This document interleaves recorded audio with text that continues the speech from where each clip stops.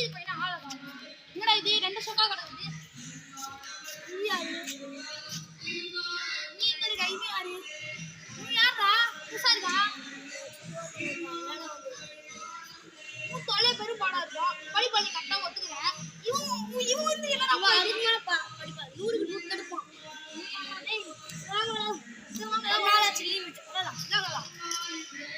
ஆமா நீங்க எதுக்கு போய் ரெண்டு பேரும் சொக்கா போடுறீங்க?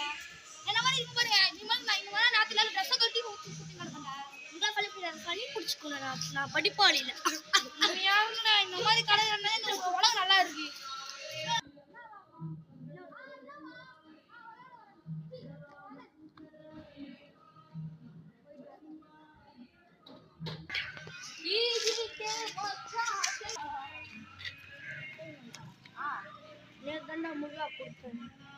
சரி இப்போ குடுடா. ஆனா நான் பில்டிங் போடுறேன்.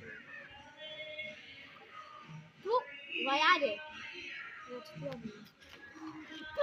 ரெண்டு பேருமே மக்கு.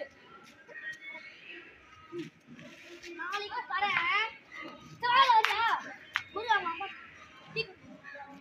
வரலையா? சரி வாங்க அம்மா. இவன் யாரா யூஸ் பண்ணாத. அடடா. Cut cut cut. சரி மாமாடா. டீ குடிறோம் கூப்பிட்டு வீட பருகுடா. அது பண்றா கடைக்கு போடா சொல்லிட்டாங்கடா.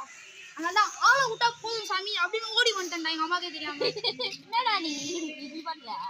அம்மா நான் வேற நல்லா சும்மாவே நான் எப்பவுமே ஸ்கூல் அன்னைக்கே வேலை வாங்கிட்டு இருப்பாங்க. லீவ் அன்னைக்கு எப்படிலாம் என்ன வேலை வாங்குவாங்க எனக்கே தெரியாதுடா. டேய் அதாச்சும் பரவாயில்ல. நான் அசைன்மெண்ட் நான் ஒரே அசைன்மெண்ட் தான் முடிச்சு நான் அசைன்மெண்ட். சரி என்ன பின்னாடி கை வச்சிருக்கீங்களா? பார்த்து கூட அந்த அவசர கடை டூ பார்த்து